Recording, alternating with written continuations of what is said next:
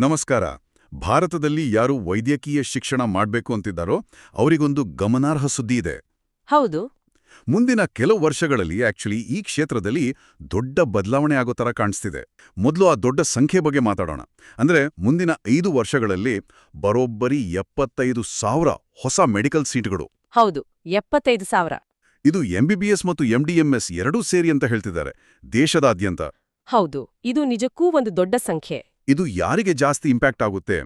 ಬಹುಶಃ ನೀಟ್ 2026 ಮತ್ತೆ ಅದರ ನಂತರ ಪರೀಕ್ಷೆ ಬರೆಯೋರಿಂಗನ್ಸುತ್ತೆ. ಹೌದು, ಹೆಚ್ಚಾಗಿ ಅವರಿಗೆ. 2025ರ ಸೀಟುಗಳ ಬಗ್ಗೆ ಸದ್ಯಕ್ಕೆ ಅಷ್ಟು ಸ್ಪಷ್ಟತೆ ಇಲ್ಲ, ಸ್ವಲ್ಪ ತಡೆ ಹಿಡಿದ ಹಾಗೆ ಕಾಣ್ತಿದೆ. ಓಕೆ. ಈ ದೊಡ್ಡ ಸಂಖ್ಯೆ ಹಿಂದೆ ಒಂದು ಕಾರಣ ಇದೆ. ರಾಷ್ಟ್ರೀಯ ವೈದ್ಯಕೀಯ ಆಯೋಗ ಅಂದ್ರೆ ಎನ್ಎಂಸಿ, ನ್ಯಾಷನಲ್ ಮೆಡಿಕಲ್ ಕಮಿಷನ್. ಅವರ ಮುಖ್ಯ ಉದ್ದೇಶ ದೇಶದಲ್ಲಿ ಡಾಕ್ಟರ್ಸ್ ಸಂಖ್ಯೆಯನ್ನ ಜಾಸ್ತಿ ಮಾಡ್ಬೇಕು ಅಂತ. ವೈದ್ಯರ ಕೊರತೆ ನೀಗಿಸೋಕೆ. ಹೌದು, ಇದೊಂದು ಯೋಜಿತ ನಡೆನೆ. ಜುಲೈ 5ರಂದು ಪ್ರೆಸ್ ರಿಲೀಸ್ ಮೂಲಕ ಇದನ್ನ ಅಧಿಕೃತವಾಗಿ ಹೇಳಿದ್ದಾರೆ. ಇದು ಬರೀ ಸಂಖ್ಯೆ ಜಾಸ್ತಿ ಮಾಡೋದಲ್ಲ, ಆರೋಗ್ಯ ಸೇವೆನೂ ಸುಧಾರಿಸೋ ಗುರಿ ಇದೆ. ಸರಿ. 75,000 ಸೀಟುಗಳು ಅಂದ್ರೆ ಸುಲಭದ ಮಾತಲ್ಲ. ಇದನ್ನ ಹೇಗೆ ಸಾಧಿಸ್ತಾರೆ? ಏನಾದ್ರೂ ಪ್ಲಾನ್ ಇದೆಯಾ? ಒಂದು ಮುಖ್ಯವಾದ ಪ್ಲಾನ್ ಇದೆ. ಈಗ ಇರೋ ದೊಡ್ಡ ಹಾಸ್ಪಿಟಲ್ಸ್ ಇದೆಯಲ್ಲ, ಹೌದು, ಅಂದ್ರೆ 220ಕ್ಕೂ ಹೆಚ್ಚು ಬೆಡ್ಸ್ ಇರೋ ಹಾಸ್ಪಿಟಲ್ಸ್, ಓಕೆ, ಅವನ್ನ ಟೀಚಿಂಗ್ ಇನ್ಸ್ಟಿಟ್ಯೂಷನ್ಸ್ ಆಗಿ ಪರಿವರ್ತಿಸೋ ಯೋಚನೆ. ಹಾಸ್ಪಿಟಲ್ಗಳನ್ನೇ ಕಾಲೇಜ್ಗಳಾಗಿ. ಇದು ಇಂಟ್ರೆಸ್ಟಿಂಗ್ ಇದೆಯಲ್ಲ? ಹೌದು. ಆದ್ರೆ ಇಲ್ಲಿ ಒಂದು ಗಮನಿಸಬೇಕಾದ ಅಂಶ ಇದೆ: ಕ್ವಾಲಿಟಿ. ಖಂಡಿತ, ಗುಣಮಟ್ಟ ಬಹಳ ಮುಖ್ಯ. ಅದಕ್ಕೆ ಈ ಹೊಸ ಅಥವಾ ಪರಿವರ್ತಿತ ಸಂಸ್ಥೆಗಳಲ್ಲಿ ಕ್ವಾಲಿಫೈಡ್ ಟೀಚಿಂಗ್ ಸ್ಟಾಫ್ ನೇಮಕ ಮಾಡ್ತಾರೆ. ಅಂದ್ರೆ ಕನಿಷ್ಠ 10 ವರ್ಷ ಎಕ್ಸ್ಪೀರಿಯನ್ಸ್ ಇರೋ ಅಸೋಸಿಯೇಟ್ ಪ್ರೊಫೆಸರ್ಸ್. ಅನುಭವಿಗಳನ್ನೇ ತಗೋಬೇಕು ಅಂತ ನಿಯಮ ಇದೆ. ಆ ಗುಣಮಟ್ಟದ ಭರವಸೆ ಇರಲೇಬೇಕು. ಆದ್ರೆ ಇಷ್ಟು ದೊಡ್ಡ ಸ್ಕೇಲ್ನಲ್ಲಿ, ಅಂದ್ರೆ 75,000 ಸೀಟುಗಳಿಗೆ ಬೇಕಾಗೋಷ್ಟು ಇಷ್ಟು ಅನುಭವಿ ಅರ್ಹ ಬೋಧಕರನ್ನ ಅದು ಕಡಿಮೆ ಸಮಯದಲ್ಲಿ ದೇಶದಾದ್ಯಂತ ತರೋದು ದೊಡ್ಡ ಚಾಲೆಂಜ್ ಆಗ್ಬೋದೆ. ಖಂಡಿತವಾಗಿಯೂ ಅದು ಒಂದು ದೊಡ್ಡ ಸವಾಲಿದ್ದೇ ಇರುತ್ತೆ. ಅದರ ಜೊತೆಗೆ ಪ್ರಕ್ರಿಯೆನ ಸ್ವಲ್ಪ ಸ್ಪೀಡಪ್ ಮಾಡೋಕೆ ಇನ್ನೊಂದು ಬದಲಾವಣೆ ತಂದಿದ್ದಾರೆ. ಅದೇನು?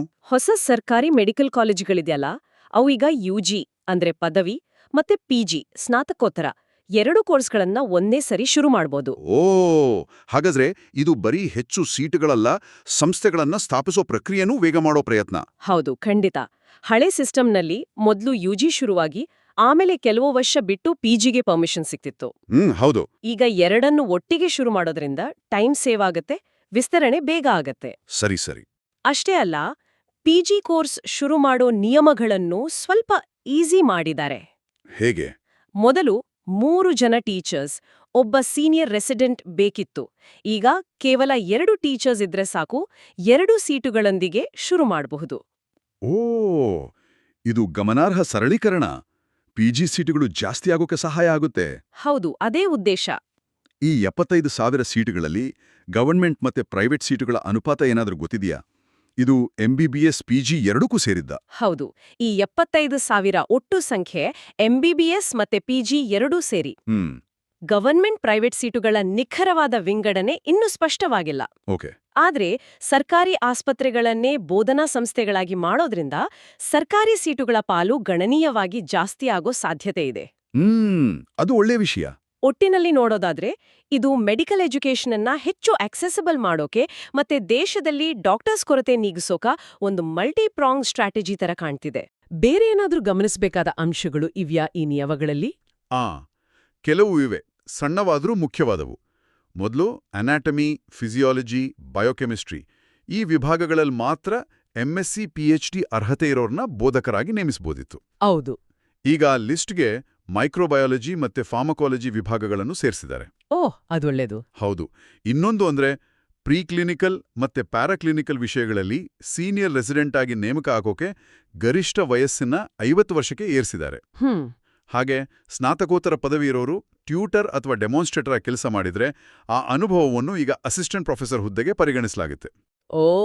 ಹಾಗಾದ್ರೆ ಒಟ್ಟಾರೆಯಾಗಿ ಈ ಎಲ್ಲಾ ನಿಯಮಗಳನ್ನ ನೋಡಿದ್ರೆ ಇದರ ಒಟ್ಟು ಅರ್ಥ ಏನು? ಇದು ವೈದ್ಯಕೀಯ ಶಿಕ್ಷಣದ ಮೇಲೆ ಯಾವ ರೀತಿ ಪ್ರಭಾವ ಬೀರ್ಬೋದು ಅಂತ ನಿಮಗನ್ಸುತ್ತೆ? ಒಟ್ಟಾರೆ ಚಿತ್ರಣ ಸ್ಪಷ್ಟ ಆಗ್ತಿದೆ. ಮುಂದಿನ 5 ವರ್ಷಗಳಲ್ಲಿ ಬಹುಶಃ 2026ರಿಂದ ಅನ್ಸುತ್ತೆ. ಹೌದು, ಸಂಭಾವ್ಯವಾಗಿ 75,000 ಹೊಸ ಮೆಡಿಕಲ್ ಸೀಟ್ಗಳು ಬರಲಿವೆ. ದೊಡ್ಡ ಹಾಸ್ಪಿಟಲ್ಸ್ ಟೀಚಿಂಗ್ ಸೆಂಟರ್ಸ್ ಆಗಿ ಬದಲಾಗ್ತವೆ. ಹೊಸ ಕಾಲೇಜು ಪಿಜಿ ಕೋರ್ಸ್ ಶುರು ಮಾಡಕ್ಕೆ ನಿಯಮಗಳು ಸರಳವಾಗ್ತವೆ. ಹೌದು, ಇದೆಲ್ಲದರ ಸಾರಾಂಶ ಅದೇ. ಇದೆಲ್ಲದರ ಅಂತಿಮ ಪರಿಣಾಮ ಏನು? ಆಕಾಂಕ್ಷಿಗಳ ಮೇಲೆ. ಅಂದ್ರೆ ಮೊದಲನೇದಾಗಿ ಇದು ವೈದ್ಯಕೀಯ ಆಕಾಂಕ್ಷಿಗಳಿಗೆ ಖಂಡಿತ ಹೆಚ್ಚು ಅವಕಾಶಗಳನ್ನ ಕೊಡುತ್ತೆ. ಲಾಂಗ್ ಟರ್ಮ್ನಲ್ಲಿ ಬಹುಶಃ ಕಾಂಪಿಟೇಷನ್ ಸ್ವಲ್ಪ ಕಡಿಮೆ ಆಗಬಹುದು, ಆದ್ರೂ ಆಕಾಂಕ್ಷಿಗಳ ಸಂಖ್ಯೆನೂ ಹೆಚ್ಚುತ್ತಲೇ ಇರೋದ್ರಿಂದ ಸ್ಪರ್ಧೆ ಅಂತೂ ಇರುತ್ತೆ. ಹೌದು, ಸ್ಪರ್ಧೆ ಕಡಿಮೆ ಆಗೋದು ಕಷ್ಟ. ಆದ್ರೆ ಒಂದು ಮುಖ್ಯವಾದ ಪ್ರಶ್ನೆ ಉಳಿಯುತ್ತೆ. ಇಷ್ಟು ದೊಡ್ಡ ಪ್ರಮಾಣದಲ್ಲಿ ವಿಸ್ತರಣೆ ಮಾಡುವಾಗ ಶಿಕ್ಷಣದ ಕ್ವಾಲಿಟಿಯನ್ನ ಹೇಗೆ ಕಾಪಾಡಿಕೊಳ್ತಾರೆ ಅನ್ನೋದು ಬಹಳ ಮುಖ್ಯ. ಖಂಡಿತ. ಸಂಖ್ಯೆ ಜೊತೆಗೆ ಗುಣಮಟ್ಟನೂ ಬೇಕು. ಅದೇ ನಿರ್ಣಾಯಕ ಅಂಶ. ಸರಿ, ಕೊನೆಯದಾಗಿ ಕೇಳುವರಿಗೆ ಒಂದು ಯೋಚನೆಗೆ ಬಿಟ್ಟೋಗೋಣ. ಈ ವಿಸ್ತರಣೆ ಎಲ್ಲಾ ಮೂಲಸೌಕರ್ಯ, ಸೀಟುಗಳ ಸಂಖ್ಯೆ ಮೇಲೆ ಫೋಕಸ್ ಮಾಡಿದೆ. ಆದರೆ ಈ ರೀತಿ ತರಬೇತಿ ಪಡೆದು ಬರೋ ಭವಿಷ್ಯದ ವೈದ್ಯರು ದೇಶದ ಎಲ್ಲಾ ಕಡೆಗೂ, ವಿಶೇಷವಾಗಿ ಗ್ರಾಮೀಣ ಭಾಗಗಳಿಗೆ, ಅವಶ್ಯಕತೆ ಇರೋ ಕಡೆಗೆಲ್ಲ ಸರಿಯಾಗಿ ಹಂಚೋಗಿ ಸೇವೆ ಸಲ್ಲಿಸಬೇಕು ಅಂದ್ರೆ ಹೌದು, ಕೇವಲ ಸೀಟು ಜಾಸ್ತಿ ಮಾಡಲೇ ಸಾಕಾಗುತ್ತಾ?